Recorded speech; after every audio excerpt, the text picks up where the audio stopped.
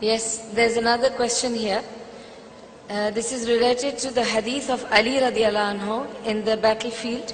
How do we remain steadfast in the face of our enemy whom openly mocked our Prophet sallallahu alaihi wasallam? This question is from a sister. Okay, that's a very good question. What do we do when somebody insults our Prophet sallallahu alaihi wasallam? The first time it happened to me, I was at George Mason University giving a speech. After the speech, one came up to me. He's not Muslim. He was an old man, actually, and he knows Arabic, and he came in my face, and he said, "What do you say about a 53-year-old man that has sex with a 6-year-old girl?" Whoa, when he said this, I almost passed out, because I couldn't believe anybody would talk like this. I couldn't believe somebody would say something like this. I knew what he meant by what he said. I was so upset, I started taking my coat off. And I would give it to the sheikh who was with me. I said, you know, just hold my coat. I'm going to go on this guy. And as I was taking my coat off, I looked at him, I said, this depends on your question. If it's a rhetorical question, or if you're insulting my Prophet, in which case I'm going to take you out back and beat your head off your shoulders. He said, no, it's rhetorical. I said, in this case, it doesn't need an answer.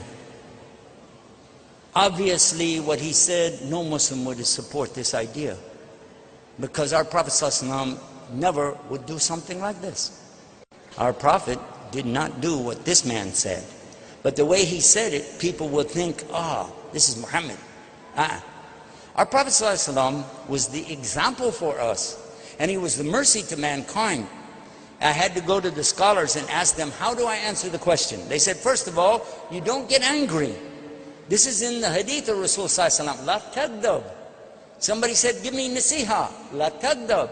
And then, la tagdab, la tagdab. Don't get angry. Take it easy. Keep your cool. Take it easy. Second thing is, when you don't know, just say, I don't know. But be kind to them. Maybe they will listen to the answer. So the next time, I saw the same guy again. I'm ready. This time, he started with another question.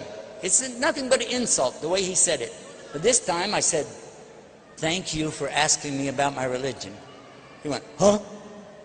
He didn't expect that. He thinks I'm going to get angry. Not now. I know we shouldn't do that. Thank you for asking me about my religion. And then, say this. As a Muslim, I cannot lie. As a Muslim, I cannot lie. If I lie, I can go to hell.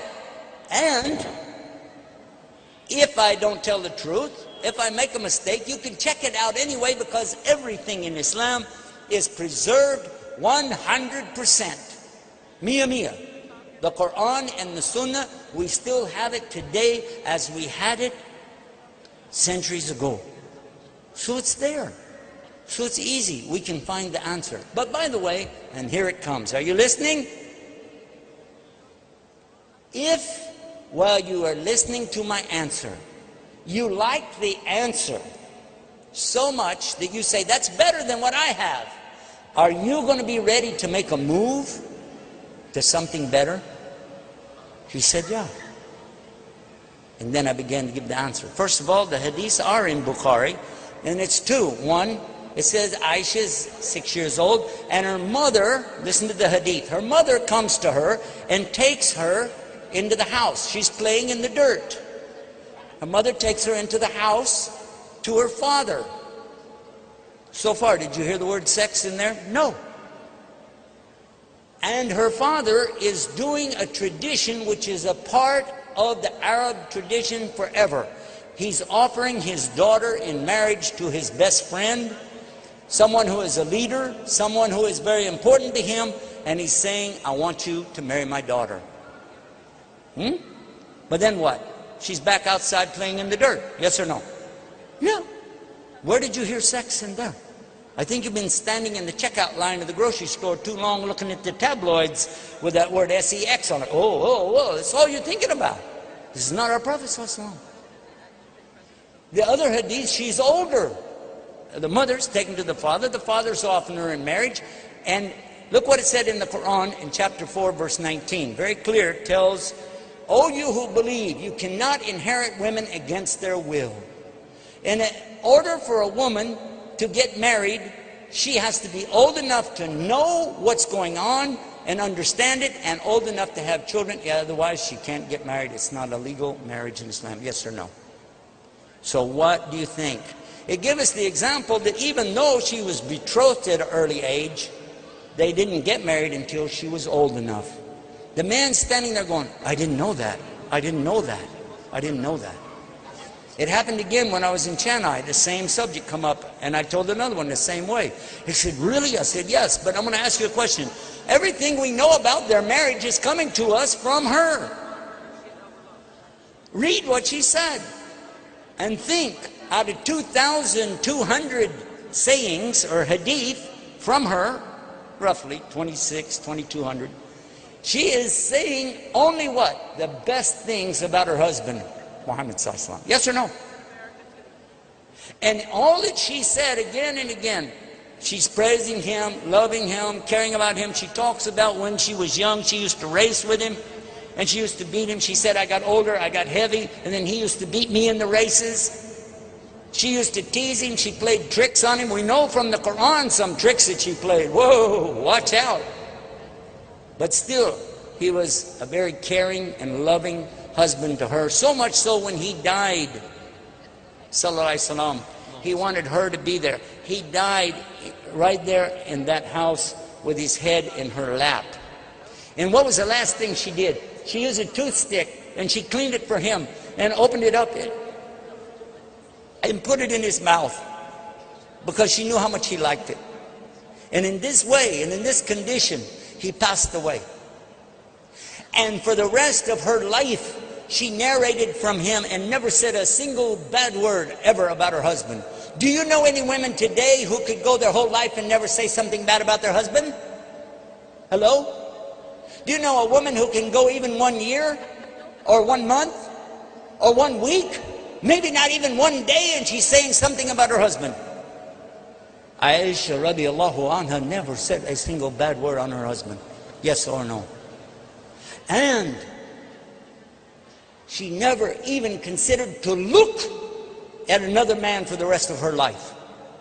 In her heart and in her mind, she is still married to Muhammad sallallahu alaihi wasallam, and they will be together in Jannah, in the paradise, and live there happily ever after. I'm asking you a simple question.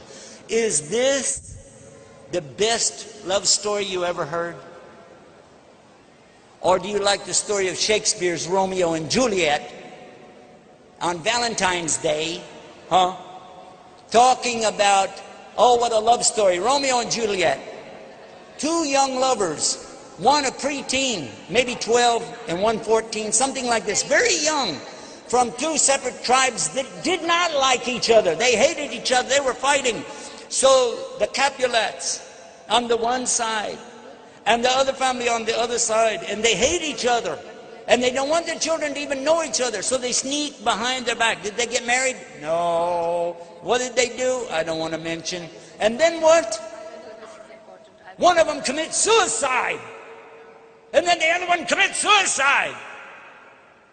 According to the Jewish religion, Christian religion, and Islam, they go to hell. Compare that to the story of Muhammad and Aisha. And tell me what you think is really the story of romance. And he said, Ashhadu an la ilaha illallah, Ashhadu Muhammad Rasulullah. MashaAllah. Just remember this. No matter how harsh the questions come, you have a responsibility to present Islam in the best way. Don't try to be Ahmed Didat, or don't try to be Zakir Naik, don't try to be Yusuf Estes. Be you. Be yourself as the best Muslim you can be. Wallahi. And I don't like to say wallahi because I'm not Arab anyway, but when I say this, I really mean I wish all of us would just use what Allah gave us and be the best Muslim you can be. This would destroy shaitan on this planet. He wouldn't have a chance. May Allah guide us. Ameen.